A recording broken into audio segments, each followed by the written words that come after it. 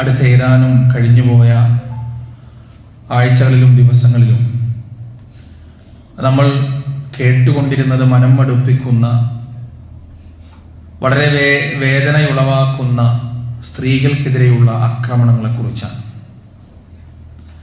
അവർക്കെതിരെ നടന്ന അതിക്രമങ്ങളെക്കുറിച്ചാണ് ഇന്ന് നിങ്ങളോട് സംസാരിക്കാൻ ഉദ്ദേശിക്കുന്നത്. ആധുനിക ലോകത്ത് എല്ലാം നേടിയെന്ന് വിചാരിക്കുന്ന സ്ത്രീ സമൂഹം, അവർക്കായി കുഴിച്ചു വെക്കപ്പെട്ടിട്ടുള്ള 5ഓളം ചതിക്കുഴികളെക്കുറിച്ചാണ് ഇന്ന് നിങ്ങളുമായി സംസാരിക്കാൻ ആഗ്രഹിക്കുന്നത്. ചതിക്കുഴികൾ എന്നാൽ എന്താണ്? പണ്ടൊക്കെ ഈ വികൃതി കുട്ടികൾ, ഇന്ന് കുട്ടികൾക്ക് അതിനൊന്നും സമയമില്ല. ഫോണിൽ നിന്നൊന്നും ഇറങ്ങാനോ ടാബിൽ നിന്നൊന്നും മാറി നിൽക്കാനൊന്നും കുട്ടികൾക്ക് ടൈമില്ല.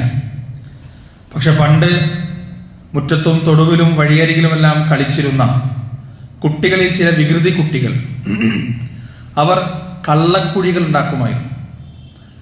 അവരെന്താ ചെയ്യാന്ന് വെച്ചാൽ, ആദ്യം ഒരു കുഴി കുഴിക്കും. ഒരാളുടെ കാല് പോകാൻ പാകത്തിൽ അത്രയും വലുപ്പത്തിലുള്ള കുറച്ച് ആഴമുള്ളൊരു കുഴി കുഴിക്കും. എന്നിട്ട് അതിൻ്റെ മുകളിൽ ഇറുക്കിൽ വെക്കും. എന്നിട്ട് അതിൻ്റെ മുകളിൽ കടലാസ് വെച്ചിട്ട് അതിൻ്റെ മുകളിൽ മണ്ണിട്ട് മൂടും.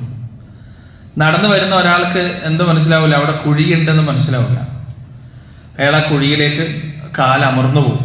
ചെറിയൊരു പ്രയാസം, ഒരു കുട്ടിക്കളി, ഒരു വികൃതി. ഇതാണ് കള്ളക്കുഴി എന്ന് പറയുക. ഇത് കുട്ടികളുടെ ഒരു പശ്ചാത്തലത്തിൽ വളരെ ചെറിയ, അധികം ഗൗരവമില്ലാത്തൊരു വിഷയം. ഇതുപോലെ കണ്ടാൽ ഒരു കുഴപ്പവും തോന്നാത്ത, ഒരിടങ്ങേറുമില്ലാത്ത, എന്നാൽ സ്ത്രീകളെ സംബന്ധിച്ചിടത്തോളം തങ്ങളുടെ നന്മക്കാണ്, തങ്ങളുടെ മോചനത്തിനാണ് എന്നൊക്കെ തോന്നിപ്പോകുന്ന ചില ചതിക്കുഴികളെ കുറിച്ചാണ് ഇന്ന് നമുക്ക് സംസാരിക്കാനുള്ളത്. നമ്മളൊക്കെ ഉമ്മയുള്ളവരാണ്, പെങ്ങളുള്ളവരാണ്, ഭാര്യയുള്ളവരാണ്, മക്കളുള്ളവരാണ്, എല്ലാം ഉള്ളവരാണ്. നമ്മെ സംബന്ധിച്ചിടത്തോളം നമ്മൾ അവരെ ഒരുപാട് സ്നേഹിക്കുകയും നമ്മുടെ ജീവിതത്തിൽ അവർ എപ്പോഴും വേണമെന്ന് ആഗ്രഹിക്കുകയും ചെയ്യുന്നവരാണ്. അതുകൊണ്ട് തന്നെ എൻ്റെ ഈ ഖുതുബ കേൾക്കുന്ന ആണുങ്ങളായാലും പെണ്ണുങ്ങളായാലും ഈ വിഷയത്തെക്കുറിച്ച് കൃത്യമായി മനസ്സിലാക്കുകയും ഈ വിഷയങ്ങളെക്കുറിച്ചുള്ള ഒരു അവബോധം നിങ്ങളുടെ മനസ്സിൽ ഉണ്ടാകുകയും ചെയ്യണമെന്ന ഉദ്ദേശത്തോടു കൂടിയാണ് ഈ വിഷയം തിരഞ്ഞെടുത്തിട്ടുള്ളത്. അതുകൊണ്ട് ശ്രദ്ധിച്ച് കേൾക്കുക. ഖുർആന്റെയും ഹദീസിന്റെയും വെളിച്ചത്തിൽ മാത്രമാണ് സംസാരിക്കുന്നത്.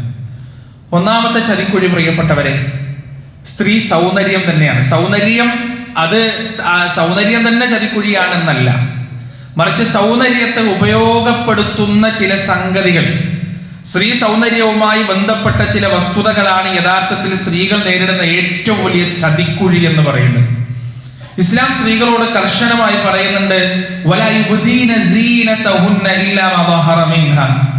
പ്രകടമായി പുറത്തു കാണുന്നതല്ലാത്ത ഒരു സൗന്ദര്യവും ഒരാളുടെ മുന്നിലും, അവരുടെ ഭർത്താവിന്റെയോ ഉപ്പയുടെയോ ആങ്ങളയുടെയോ അവരുടെ മുഹറമുകളുടെയോ മുന്നിലല്ലാതെ ഒരു തരത്തിലുള്ള സൗന്ദര്യവും പ്രദർശിപ്പിക്കരുത് എന്ന് പരിശുദ്ധ ഖുർആൻ വളരെ കർശനമായി പറയുന്നുണ്ട്. എന്തുകൊണ്ടാണ് സ്ത്രീകളോട് ഇത്രയും കർശനമായി പറയുന്നത്?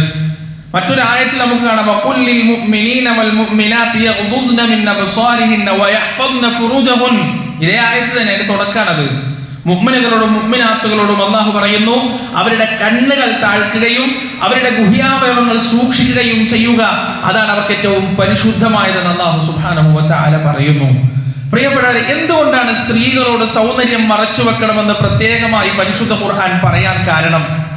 നാം ഒന്ന് മനസ്സിലാക്കുക. ഒരുപാട് മാണിക്യങ്ങളും രത്നങ്ങളും വൈഡൂര്യങ്ങളും വിലമതിക്കാനാവാത്ത പവിഴങ്ങളും എല്ലാം ഉള്ള ഒരു വീടിനെ സംബന്ധിച്ചിടത്തോളം, ഒരുപാട് അസറ്റുള്ള, ഒരുപാട് വിലപിടിപ്പുള്ള സാധന സാമഗ്രികൾ സൂക്ഷിച്ചുള്ള ഒരു വീടിനെ സംബന്ധിച്ചിടത്തോളം ആ വീട് പൂട്ടി വെക്കുക എന്നത്, അടച്ചു വെക്കുക എന്നത്, ഭദ്രമായി വെക്കുക എന്നത് ഒരു എല്ലാവർക്കും മനസ്സിലാകുന്ന, അറിയുന്ന ഒരു തത്വമാണ്, യുക്തിയാണ്.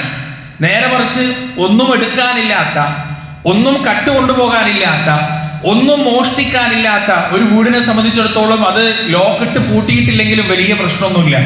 ഇത് തന്നെയാണ് പെണ്ണിനോട് അവളുടെ സൗന്ദര്യം മറച്ചു വെക്കാൻ അല്ലാഹു സുബ്ഹാനഹു വ തആല കൽപ്പിച്ചതും ആണിനോട് പ്രത്യേകമായി അത്ര ഗൗരവത്തിൽ പറയാതിരുന്നതും ഇതുകൊണ്ട് തന്നെയാണ്. ആണുങ്ങൾക്കും തീർച്ചയായും ഒരുപാട് പരിധികളും പരിമിതികളും ഇസ്ലാം നിഷ്കർഷിച്ചിട്ടുണ്ട് എങ്കിലും പെണ്ണിനോട് പറഞ്ഞതുപോലെയുള്ള കാർക്കശ്യത്തിൽ പറഞ്ഞതായി നമുക്ക് കാണാൻ കഴിയില്ല. അതിന്റെ കാരണം പ്രിയപ്പെട്ടവരെ, ഇന്നത്തെ ന്യൂസുകളൊന്ന് വായിച്ചു നോക്കിയാൽ നമുക്ക് കൃത്യമായി മനസ്സിലാവും. ഈ അവസാനം വന്ന ഒരു കമ്മീഷൻ റിപ്പോർട്ട്, അതുപോലെ തന്നെ അതുമായി ബന്ധപ്പെട്ട് ഈ അടുത്ത ദിവസങ്ങളിൽ വന്ന കൊൽക്കത്തയിൽ വെച്ച് ഒരു ഡോക്ടർ ക്രൂരമായി പീഡിപ്പിക്കപ്പെട്ടത്, അതേ നാട്ടിൽ തന്നെ അതിന്റെ കുറച്ച് ദിവസങ്ങൾക്ക് മുമ്പ് ഒരു നേഴ്സ് ക്രൂരമായി പീഡിപ്പിക്കപ്പെട്ടത്. ഇതെന്തുകൊണ്ടാണ്? കാബാലിക കണ്ണുകളുമായി കാത്തിരിക്കുന്ന കഴുകന്മാർക്ക് ഒരിക്കലും നിങ്ങളുടെ സൗന്ദര്യം കൊണ്ട് വിരുന്നൊരുക്കരുത് എന്നാണ് അല്ലാഹു സുബ്ഹാനഹു വ തആല കൃത്യമായി പറഞ്ഞിട്ടുള്ളത്.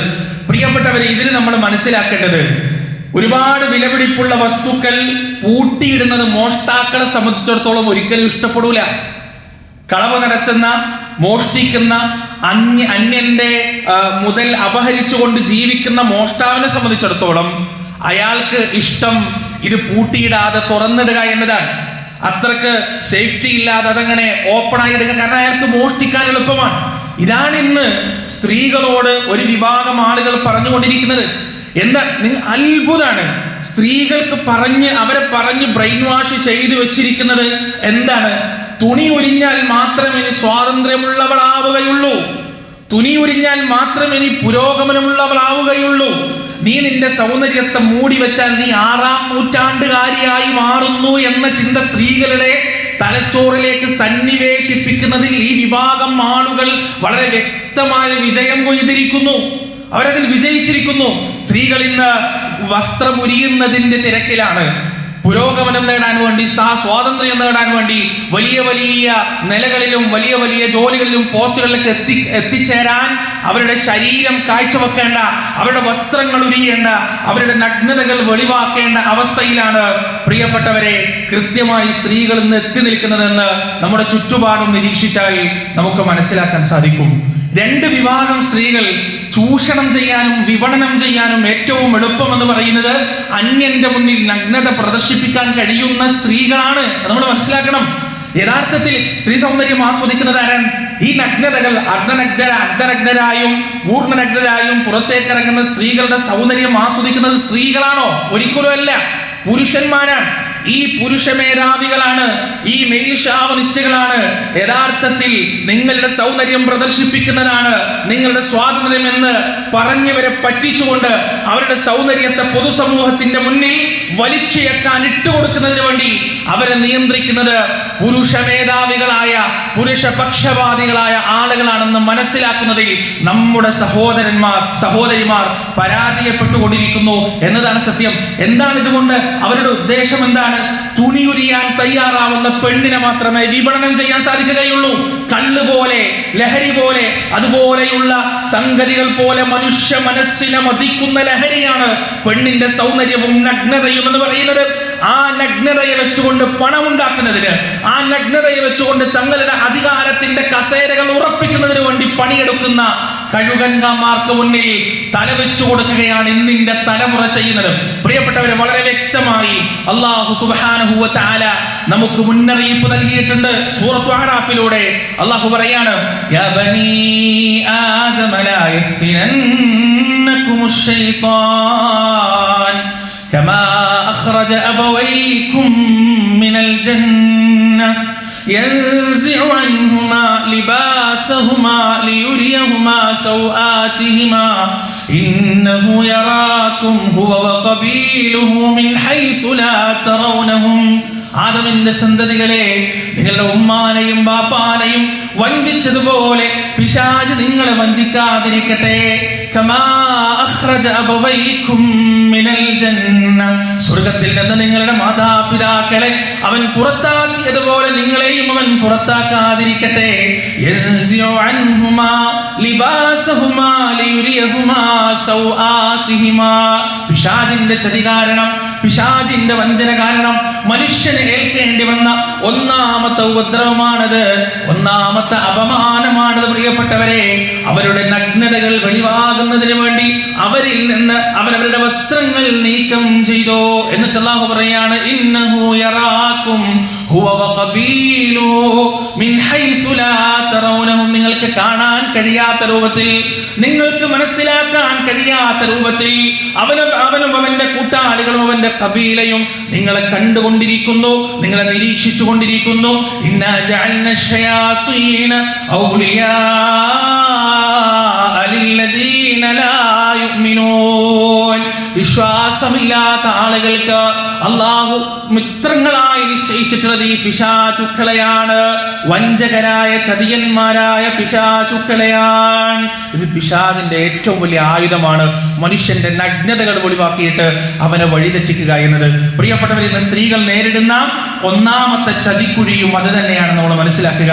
സ്ത്രീകൾ നേരിടുന്ന രണ്ടാമത്തെ ചതിക്കുഴി എന്താണെന്ന് അറിയാം നിങ്ങൾ? അവരുടെ ഉത്തരവാദിത്തത്തിന്റെ മുകളിൽ വേറെ ഉത്തരവാദിത്വവും അവരുടെ തലയിൽ കെട്ടിവെച്ചു കൊടുക്കുക എന്നതാണ്. യഥാർത്ഥത്തിൽ ബയോളജിക്കലി, ജീവശാസ്ത്രപരമായി ഒരുപാട് ഉത്തരവാദിത്തങ്ങൾ അല്ലാഹു സുബ്ഹാനഹു വ തആല സ്ത്രീകളെ ഏൽപ്പിച്ചിട്ടുണ്ട്. ഒരു പുരുഷനെ സംബന്ധിച്ചിടത്തോളം പ്രസവിക്കാൻ കഴിയില്ല, ഒരു പുരുഷനെ സംബന്ധിച്ചിടത്തോളം മുലയൂട്ടാൻ കഴിയില്ല. ഈ രണ്ട് സംഗതികൾ മാത്രമല്ല, ഒരു സ്ത്രീ നോക്കുന്നത് പോലെ, ഒരു ഉമ്മ പരിചരിക്കുന്നത് പോലെ ഒരു കുട്ടിയെ പരിചരിക്കാൻ ഒരു പുരുഷൻ എത്ര മെനക്കെട്ടാലും സാധ്യമല്ല, ഒരിക്കലും സാധ്യമല്ല. പക്ഷെ ഇതൊക്കെ സ്ത്രീകൾക്ക് മാത്രമേ ചെയ്യാൻ പറ്റുള്ളൂ. പ്രസവിക്കാൻ പറ്റുള്ളൂ, മുലയൂട്ടാൻ പറ്റുള്ളൂ, കുട്ടികളെ നല്ല രീതിയിൽ വളർത്താൻ പറ്റുള്ളൂ. എന്നിട്ട് ഈ സ്ത്രീകളോട് പറയാൻ, നിങ്ങൾക്ക് പുരുഷന്മാർ ചെയ്യുന്നതെല്ലാം ചെയ്യാൻ കഴിയും, നിങ്ങൾക്ക് എല്ലാ ജോലികളും ചെയ്യാൻ കഴിയും എന്ന് പറഞ്ഞിട്ട് അവരെ മരത്തുമൊക്കെ കയറ്റുക. എന്നിട്ട് ഈ സഹോദരിമാരെ കൊണ്ട് എന്ത് ചെയ്യിക്ക? അവരെ കൊണ്ട് ജോലിയും ചെയ്യിക്ക. ഇപ്പൊ പല സ്ത്രീകളും പല പെൺകുട്ടികളും ജോലി ചെയ്യൽ നിർബന്ധമാണെന്നൊരവസ്ഥയിലേക്ക് എത്തി. അവരുടെ അഭിമാനബോധം, അവരുടെ അന്തസ്സൊക്കെ സംരക്ഷിക്കണമെങ്കിൽ അവർക്ക് നല്ലൊരു ജോലി വേണം. സ്വന്തമായി ജോലിയില്ലാത്ത, വരുമാനമില്ലാത്ത പെൺകുട്ടികൾ ഒരു ഇൻഫീരിയറായി, അപകർഷതയായി തോന്നപ്പെടുന്ന ഒരു കാലഘട്ടത്തിലെത്തി. യഥാർത്ഥത്തിൽ പുരുഷനെ സംബന്ധിച്ചിടത്തോളം അവന്റെ മക്കളെ ഗർഭം ചുമക്കുന്ന, അവന്റെ മക്കളെ പ്രസവിക്കുന്ന, അവന്റെ മക്കളെ മുലയൂട്ടുന്ന പെണ്ണിനെ സംബന്ധിച്ചിടത്തോളം ആ പെണ്ണിന് കൊടുക്കുന്ന പൈസ, ആ പെണ്ണിന് കൊടുക്കുന്ന ചെലവ് പുരുഷന്റെ ഔദാര്യമല്ല, പെണ്ണിന്റെ അവകാശമാണ്. അതാണ് ഇസ്ലാം പഠിപ്പിക്കുന്നത്. ആ അവകാശം എന്നിടത്തുനിന്ന് മാറി ചില ആണുങ്ങൾ നമ്മൾ കൊടുക്കുന്ന ഔദാര്യമാണെന്ന നിലയിലെത്തുമ്പോഴാണ് ഇത്തരത്തിലുള്ള ഇസ്ലാം പറഞ്ഞു തന്ന ചിട്ടയിൽ നിന്നും, ഇസ്ലാം വരച്ചു വച്ച വരയിൽ നിന്നും മാറി സഞ്ചരിക്കുമ്പോഴാണ് എല്ലാ ക്രമങ്ങളും തെറ്റുന്നത്, എല്ലാ രീതിയിലുള്ള പ്രശ്നങ്ങൾ ഉണ്ടാകുന്നത്. പ്രിയപ്പെട്ടവരെ, യൂറോപ്യൻ കൺട്രികളിലൊക്കെ ഇത്രയും നാൾ സ്ത്രീകളുടെ ജോലിക്ക് വേണ്ടി എല്ലാം വാദോരാതെ സംസാരിച്ചു കൊണ്ടിരിക്കുന്ന ആളുകൾ, അവിടെയുള്ള ഫീമെയിൽ എംപ്ലോയീസ് മാസ് ലെവലിൽ റിസൈൻ ചെയ്തുകൊണ്ട് ഗൃഹാതുരത്വത്തിലേക്ക് തിരിച്ചു വരുന്ന ഒരു കാലഘട്ടത്തിലാണ് നമ്മുടെ നാട്ടിലെ പെൺകുട്ടികളുടെ മനസ്സിലേക്ക് ജോലി വേണട്ടോ. ഒരു മോട്ടിവേഷൻ സ്പീക്കർ കുറച്ച് നാൾ മുമ്പ് പറഞ്ഞതാണ്, നിങ്ങളുടെ ഏറ്റവും വലിയ ലക്ഷ്യം എന്താണ്? കല്യാണമൊന്നുമല്ല, ജോലിയാണെന്നാണ്. ഒരു പെണ്ണിന് ജോലി ഇല്ലെങ്കിൽ അവൾ എന്തോ അപകർഷയായി, വളരെ കുറഞ്ഞവളായി കാണപ്പെടുന്ന ഒരു ചുറ്റുപാടിലേക്ക് നമ്മുടെ നാട് മാറിക്കൊണ്ടിരിക്കുന്നു. ഇതിൽ നിന്ന് സംഭവിക്കുന്നത് എന്താണ്? ഒരു പെണ്ണിന് ജീവശാസ്ത്രപരമായുള്ള ഉത്തരവാദിത്വം മുഴുവൻ അവൾ ചെയ്യണം, അതിൻ്റെ അപ്പുറത്ത് അവൾ സമ്പാദിക്കണം, ആ ജോലി കഴിഞ്ഞ് വന്നിട്ട് ആ വീട്ടിലുള്ള ജോലിയും അവൾ ചെയ്യണം, കുട്ടികളെയും അവൾ നോക്കണം, ഇതെല്ലാം നോക്കണം. എന്നിട്ട് അവൾക്ക് എന്ത് ചെയ്യുക? ഒരു നല്ലൊരു കിരീടം വെച്ചു കൊടുക്കുക. എന്താണ്? അവളാണ് ഇൻഡിപെൻഡന്റ് വുമൻ, ആരെയും ആശ്രയിക്കാത്ത ഇൻഡിപെൻഡന്റ് വുമൻ എന്നൊരു കിരീടം തലയിൽ വെച്ചിട്ട് അവരെ പറ്റിക്കാൻ, അവരെ ചതിക്കാൻ, അവരെ അധ്വാനിക്കേണ്ട ആവശ്യമില്ല. അത് പുരുഷനെ അല്ലാഹു ഏൽപ്പിച്ച ഉത്തരവാദിത്തമാണ്. ആ പുരുഷൻ അവൾക്ക് ചിലവിന് കൊടുക്കുക എന്നത് പുരുഷന്റെ ബാധ്യതയും സ്ത്രീയുടെ അവകാശവുമാണ്. പുരുഷന്റെ ഔദാര്യവും സ്ത്രീക്ക് കിട്ടുന്ന ഔദാര്യവുമല്ല എന്ന് നമ്മൾ മനസ്സിലാക്കേണ്ടതുണ്ട്. സ്ത്രീകൾക്ക് കുഴിച്ചു വെച്ചിരിക്കുന്ന, ആധുനിക ലോകത്തെ പിശാചുക്കൾ കുഴിച്ചു വെച്ചിരിക്കുന്ന സ്ത്രീകൾക്കുള്ള രണ്ടാമത്തെ ചതിക്കുഴി എന്ന് പറയുന്നത്, പ്രിയപ്പെട്ടവരെ, ഈ പറയുന്ന അവൾ ജോലിക്ക് പോയിട്ടില്ലെങ്കിൽ എന്തോ ഒരു കുറവാണ്, എന്തോ ഒരു കുഴപ്പമുണ്ട് എന്ന തരത്തിലുള്ള ചിന്തകളാണ്. ഇനി മൂന്നാമത്തെ ചതിക്കുഴി എന്താണെന്നറിയോ? സ്ത്രീകളെ കുറിച്ചും അവരുടെ പ്രകൃതത്തെ കുറിച്ചും, സ്ത്രീകൾ, അവളുടെ പ്രകൃതം, അവളുടെ ഉത്തരവാദിത്തം, ഇതൊക്കെ വില കുറച്ച് കാണിക്കാം. ഒന്നിനും പറ്റാത്തതാണെന്ന് കാണിക്കാം. നമ്മൾ കേട്ടില്ല ഈ ചാനൽ ചർച്ചകളിലൊക്കെ പലപ്പോഴും സ്ത്രീകൾ എന്താ പ്രസവിക്കാൻ മാത്രമുള്ളതാ, സ്ത്രീകൾ എന്താ മുലയൂട്ടാൻ മാത്രമുള്ളതാ? പ്രിയപ്പെട്ടവരെ, ഈ പറയുന്ന രണ്ട് സംഗതികളില്ലെങ്കിൽ ഈ സംസാരിക്കുന്ന ആൾ ഇത് സംസാരിക്കൂല ഇരുന്നിട്ട്. ആലോചിച്ചിട്ടുണ്ടോ നിങ്ങൾ? ഈ പറയുന്ന ഇത് ഇത്ര മോശം ഏർപ്പാടാണെങ്കിൽ, ഇത്ര വില കുറഞ്ഞ ഏർപ്പാടാണെങ്കിൽ, ഈ സംസാരിക്കുന്നവനോ സംസാരിക്കുന്നവളോ ഇന്ന് സംസാരിക്കുന്നിടത്ത് സംസാരിക്കൂല. പ്രസവിച്ചത് കൊണ്ടാണ് അവൾ ഉണ്ടായത്. മുലയു കൂട്ടിയത് കൊണ്ടാണ് ആ ആരോഗ്യത്തിൽ അവൾക്ക് അവന് സംസാരിക്കാൻ കഴിയുന്നത്. ഇതെന്തോ വില കുറച്ച് കാണിക്കുക. എന്നിട്ട് ജീവശാസ്ത്രമായി പടച്ച തമ്പുരാൻ സ്ത്രീയുടെ ശരീരത്തെ ഏൽപ്പിച്ച ആ വലിയ ഉത്തരവാദിത്വത്തെ, ആ വലിയ ധർമ്മത്തെ വില കുറച്ച് കാണിച്ചിട്ട് സ്ത്രീകൾക്ക് അതിനോടൊരു മടി ഉണ്ടാക്കുക. മാത്രമല്ല ഇപ്പോ അതുപോലെ അവരുടെ വസ്ത്രം, അവരുടെ പ്രകൃതം, ഇതൊക്കെ ഒരു ഇൻഫീരിയർ ആണെന്ന് പറയാതെ പറയുന്ന ഒരു പരിപാടി, അതായത് ജെൻഡർ ന്യൂട്രാലിറ്റി എന്ന് പറയുന്ന ഒരു സംഗതി ഉണ്ടല്ലോ. സ്ത്രീകളും ആൺകുട്ടികളും പെൺകുട്ടികളൊക്കെ എല്ലാം ഒരേ വസ്ത്രം ധരിക്കണം, അങ്ങനെ ജെൻഡർ ബയസ് വേണ്ട എന്നൊക്കെ പറയുന്ന ചില സംഗതികൾ. ഈ ജെൻഡർ ന്യൂട്രൽ യൂണിഫോം നിശ്ചയിച്ച സ്കൂളുകളിൽ ഏത് യൂണിഫോമാണ് തിരഞ്ഞെടുത്തത്? നിങ്ങൾ ആലോചിച്ച് നോക്ക്. പാൻറ്റും ഷർട്ടുമാണ്. എല്ലാ ആൺകുട്ടികളും പെൺകുട്ടികളും പാൻറ്റും ഷർട്ടും ധരിച്ചാൽ മതി എന്നാണ്. അതിന്റെ അർത്ഥം പെൺകുട്ടികൾ ധരിക്കുന്ന പാവാടയായാലും കുപ്പായമായാലും ചുരിദാറായാലും പർദ്ദയായാലും അതെല്ലാം ആൺകുട്ടികൾ ധരിക്കുന്ന പാൻറ്റിനേക്കാൾ ഷർട്ടിനേക്കാൾ അപകർഷമാണ്, താഴെയുള്ളതാണ്. അല്ലെങ്കിൽ എന്തുകൊണ്ട് എല്ലാ കുട്ടികൾക്കും പാവാടയും കുപ്പായം ഉണ്ടാക്കിയിട്ടില്ല? ഇപ്പൊ രണ്ടും ഒരുപോലെയാണെങ്കിൽ എന്നാ ശരി, എല്ലാ കുട്ടികൾക്കും പാവാടയും കുപ്പായിട്ടോ, അങ്ങനെ പറഞ്ഞോ? ഇല്ലല്ലോ. പിന്നെ എന്താ പറഞ്ഞത്? എല്ലാ കുട്ടികളും പാന്റും ഷർട്ടും ധരിച്ചാൽ മതി എന്നല്ലേ പറഞ്ഞത്? അതിന്റെ അർത്ഥം എന്താണ്? പെൺകുട്ടികളെ, നിങ്ങളുടെ വസ്ത്രം അത് പോരാത്തതാണ്, നിങ്ങളുടെ ശാരീരിക പ്രകൃതി അത് പോരാത്തതാണ്, നിങ്ങളുടെ ഉത്തരവാദിത്തമെല്ലാം പോരാത്തതാണ് എന്ന് പറഞ്ഞു പഠിപ്പിക്കുക പെൺകുട്ടികളെ, പുതിയ തലമുറയെ.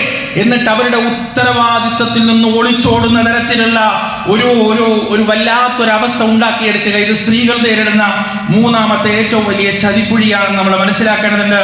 സ്ത്രീകൾ നേരിടുന്ന നാലാമത്തെ ചതിക്കുഴി എന്ന് പറയുന്നത് പുരുഷനും സ്ത്രീയും ജീവിതത്തിന്റെ എല്ലാ മേഖലയിലും സമന്മാരാണ് എന്നാണ്. അല്ല, പുരുഷനും സ്ത്രീയും ഒരിക്കലും സമന്മാരല്ല. അത് പച്ചയായ യാഥാർത്ഥ്യമാണ്.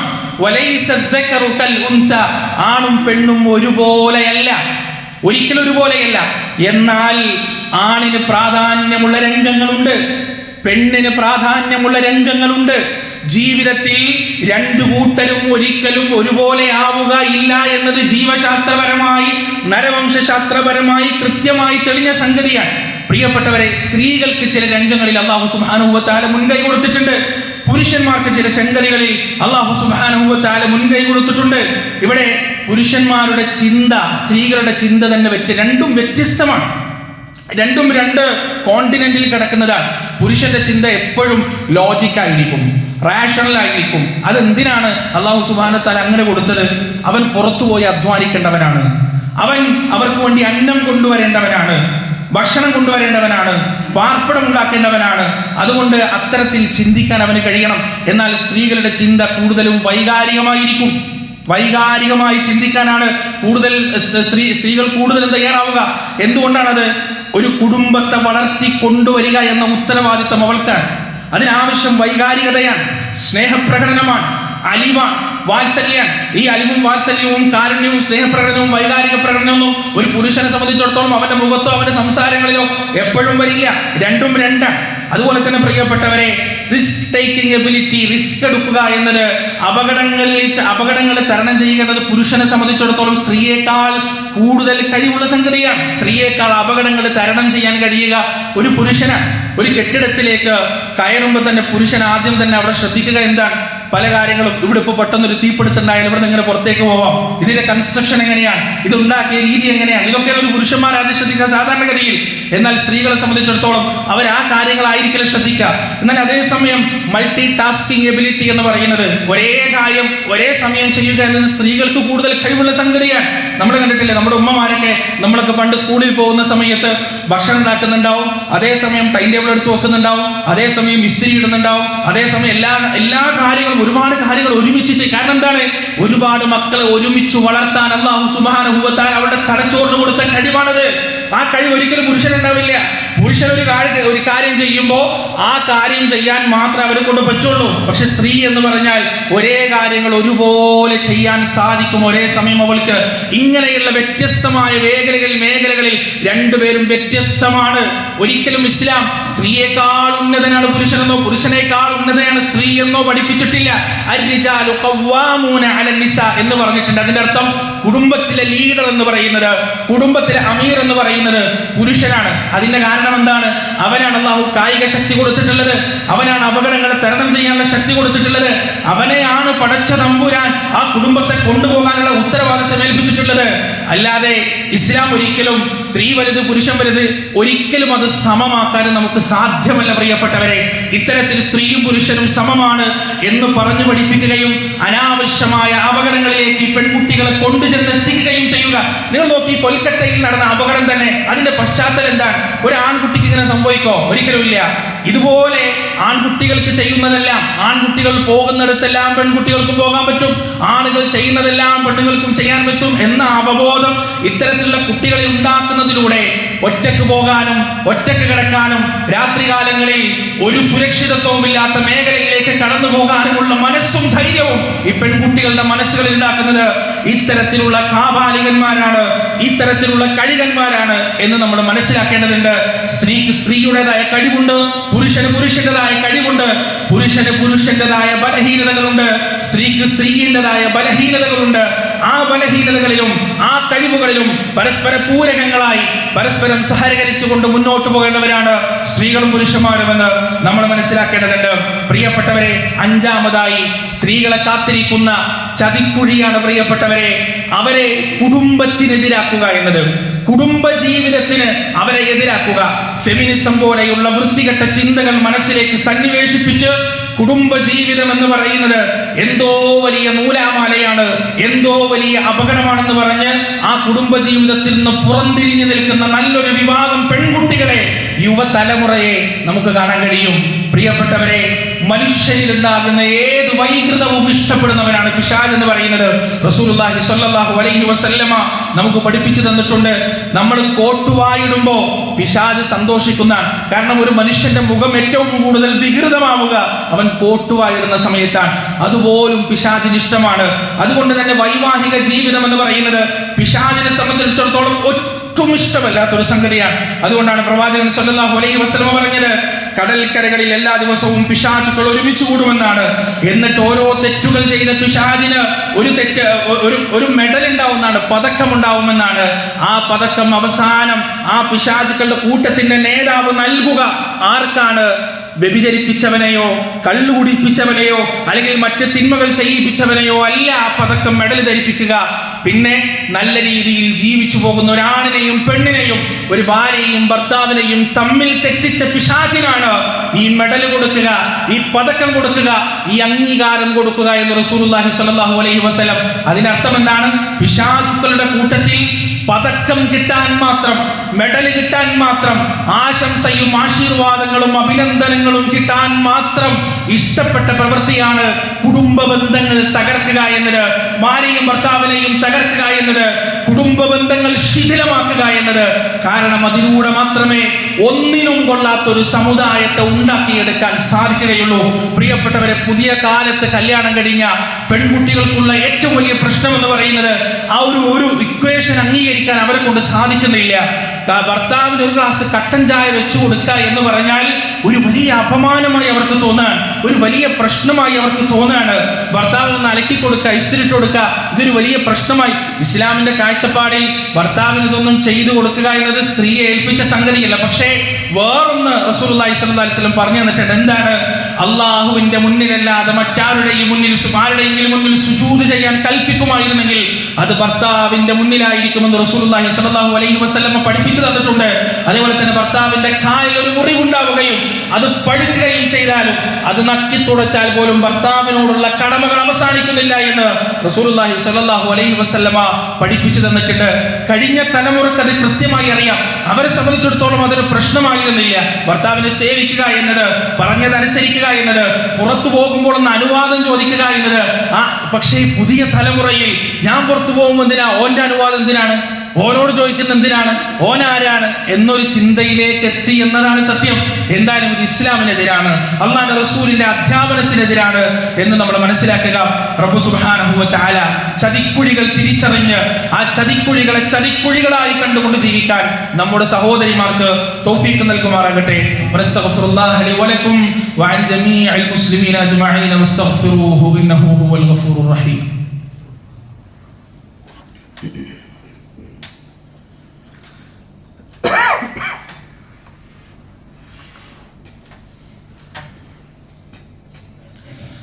الحمد لله رب العالمين والعاقبة للمتقين فلا عدوان إلا على الظالمين ونشهد أن لا إله إلا الله وحده لا شريك له ونشهد أن محمدا عبده ورسوله أرسله بالهدى ودين الحق ليظهره على الدين كله ولو كره المشركون يا أيها الذين آمنوا اتقوا الله حق تقاته ولا تموتن إلا وأنتم مسلمون. ഒരിക്കൽ കൂടി അള്ളാഹുവിനെ സൂക്ഷിച്ച് ജീവിക്കണമെന്ന് സ്വന്തത്തോടും നിങ്ങളോടും വസിയത്ത് ചെയ്യുകയാണ്. പ്രിയപ്പെട്ടവരെ, പരിശുദ്ധ ഇസ്ലാം സ്ത്രീക്ക് നൽകിയ പ്രാധാന്യവും പ്രാമുഖ്യവും മറ്റൊരു മതവും പ്രത്യയശാസ്ത്രവും നൽകിയിട്ടില്ല എന്നതാണ് സത്യം. നിങ്ങൾക്കറിയോ, ഈ ലോകത്ത് ഏറ്റവും കൂടുതൽ ബഹുമാനിക്കപ്പെടേണ്ടത് ഒരു സ്ത്രീയാണ്. ഏറ്റവും കൂടുതൽ ബഹുമാനിക്കപ്പെടുന്നത് ആരാണ്? നമ്മുടെ ഓരോരുത്തരുടെയും ഉമ്മയാണ്. റസൂലുള്ളാഹി സ്വല്ലല്ലാഹു അലൈഹി വസല്ലം 3 തവണയാണ് ഉമ്മയുടെ പേരെടുത്ത് പറഞ്ഞത്. 3 തവണ. അല്ലാഹു സുബ്ഹാനഹു വ തആല സ്ത്രീകൾ അനുഭവിക്കുന്ന വേദനയും പ്രയാസവും വലിയ അഭിനന്ദനത്തോടെയാണ് എടുത്തു പറയുന്നത്. വവസ്സൈനൽ ഇൻസാന ബിവാലിദൈഹി ഹമലത്ഹു ഉമ്മുഹു വഹ്നൻ അലാ വഹ്ൻ വഫിസാലുഹു ഫി ആമൈൻ. ഉമ്മയുടെ ആ ഗർഭം ചുമക്കലും ഉമ്മയുടെ മുലയൂട്ടലുമെല്ലാം വലിയ ത്യാഗമാണെന്ന് പറഞ്ഞിട്ട് അല്ലാഹു സുബ്ഹാനഹു വ തആല പഠിപ്പിക്കാൻ, ആധുനിക ലോകത്ത് ഇതൊക്കെ വില കുറഞ്ഞ സംഗതികളാണെന്ന് ആധുനിക മനുഷ്യനും അവന്റെ പ്രത്യയശാസ്ത്രവും പഠിപ്പിക്കുമ്പോൾ അല്ലാഹു സുബ്ഹാനഹു വ തആല സ്ത്രീ അനുഭവിക്കുന്ന ആ വേദനയെയും പ്രയാസത്തെയും അതിന്റെ ഏറ്റവും വലിയ ബഹുമാനത്തിന്റെ പാരമ്യത്തിൽ നിന്നുകൊണ്ടാണ് അത് പഠിപ്പിക്കുന്നത്. പ്രിയപ്പെട്ടവരെ, ചില ഹദീസുകളൊക്കെ കേട്ടാൽ നമ്മൾ ഞെട്ടിപ്പോവും. റസൂലുള്ളാഹി സ്വല്ലല്ലാഹു അലൈഹി വസല്ലം പറയാണ്, ഒരാൾക്കൊരു പെൺകുട്ടി ഉണ്ടാകുന്നു.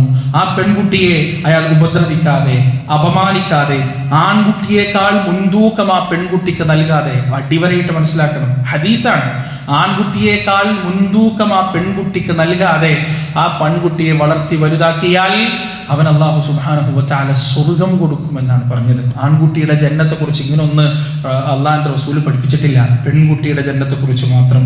2 പെൺകുട്ടികൾ ഉണ്ടാവുകയും ആ പെൺകുട്ടികളെ നല്ല രീതിയിൽ വളർത്തി വലുതാക്കി വിവാഹം ചെയ്തു കൊടുക്കുകയും ചെയ്താൽ അവന് സ്വർഗ്ഗമുണ്ട് എന്ന് റസൂലുള്ളാഹി സ്വല്ലല്ലാഹു അലൈഹി വസല്ലം.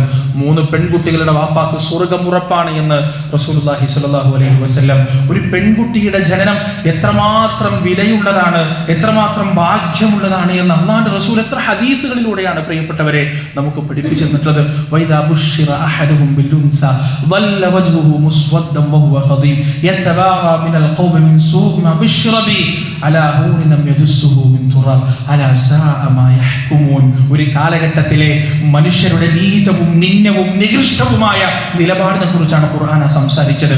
ഒരു പെൺകുട്ടിയുടെ ജനനത്തെക്കുറിച്ചുള്ള സന്തോഷ വാർത്ത അവൻ അറിയിച്ചു കഴിഞ്ഞാൽ അവന്റെ മുഖമത വാടുകയായി, അവൻ അപമാനം കൊണ്ട് സമൂഹത്തിൽ നിന്ന് മാറി നിൽക്കുകയായി. എന്നിട്ട് ആ ഇളം പൈതലിനെ ജീവനോടെ മണ്ണിലേക്ക് കുഴിച്ചു മൂടുകയായി. അലാ സാഅ മാ യഹ്കുമൂൻ. അവരുടെ ഈ വിധി എത്രമാത്രം വൃത്തികെട്ടതാണ്, നികൃഷ്ടമാണ് എന്ന് പരിശുദ്ധ ഇസ്ലാം ചോദിക്കാൻ ഈ കാലഘട്ടത്തിലാണ് റബ്ബ് അല്ലാഹുവിന്റെ പ്രവാചകൻ തന്റെ സമൂഹത്തോട് പ്രഖ്യാപിക്കുന്നത്, ഫാത്തിമത്തു ഖിത്അതു ഖൽബി.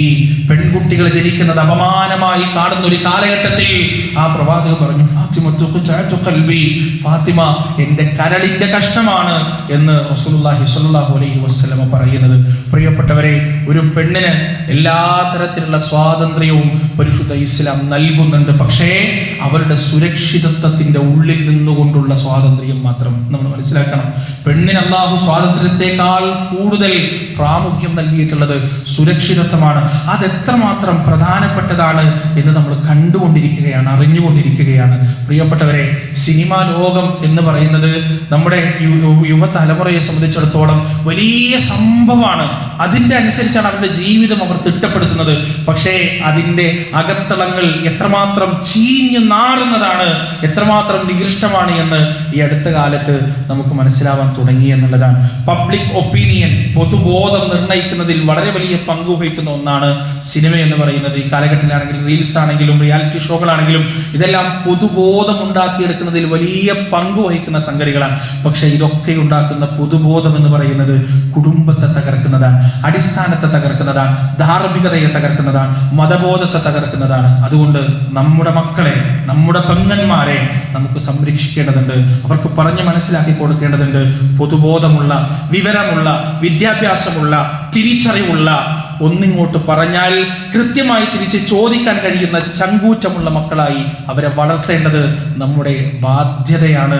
അതുപോലെ തന്നെ ഈ ചതിക്കുഴികളാണ് അവർക്ക് പറഞ്ഞ് മനസ്സിലാക്കി കൊടുക്കേണ്ടതും നമ്മുടെ ബാധ്യതയാണ്. അല്ലാഹു സുബ്ഹാനഹു വ തആല മുസ്ലിം ഉമ്മത്തിലെ സ്ത്രീകൾക്ക് പ്രബുദ്ധത നൽകുമാറാകട്ടെ, ദിഷണാബോധം നൽകുമാറാകട്ടെ. കൃത്യമായ പ്രതിസന്ധികളെ ചെറുക്കാനും മാതൃകാ വനിതകളായി ജീവിക്കാനും അല്ലാഹു സുബ്ഹാനഹു വ തആല അവർക്ക് തൗഫീഖ് നൽകുകയും ചെയ്യുമാറാകട്ടെ. കഴുകക്കണ്ണുകളായി കണ്ട് അവയിലെ ചതികളെ തിരിച്ചറിയാൻ നമ്മുടെ സഹോദരിമാർക്ക് അല്ലാഹു സുബ്ഹാനഹു വ തആല തൗഫീഖ് നൽകുമാറാകട്ടെ. അല്ലാഹുമ്മ ഗ്ഫിർ ലിൽ മുഅ്മിനീന വൽ മുഅ്മിനാത്ത് വൽ മുസ്ലിമീന വൽ മുസ്ലിമാത്ത് അൽ അഹ്യാഇ മിൻഹും വൽ അംവാത്ത് ഇന്നക മുജീബു ദഅവാതി യാ ഖാദിയൽ ഹാജാത്ത്. റബ്ബനാ ളലംനാ അൻഫുസനാ വ ഇൻ ലം തഗ്ഫിർ ലനാ വ തർഹംനാ ലനകൂനന്ന മിനൽ ഖാസിരീൻ. റബ്ബനാ ആതിനാ ഫിദ് ദുനിയ ഹസന വഫിൽ ആഖിറതി ഹസനത വഖിനാ അദാബൻ നാർ. റബ്ബനാ തഖബ്ബൽ മിന്നാ ഇന്നക അൻതസ് സമീഉൽ അലീം വതുബ് അലൈനാ ഇന്നക അൻതത് തവ്വാബുർ റഹീം.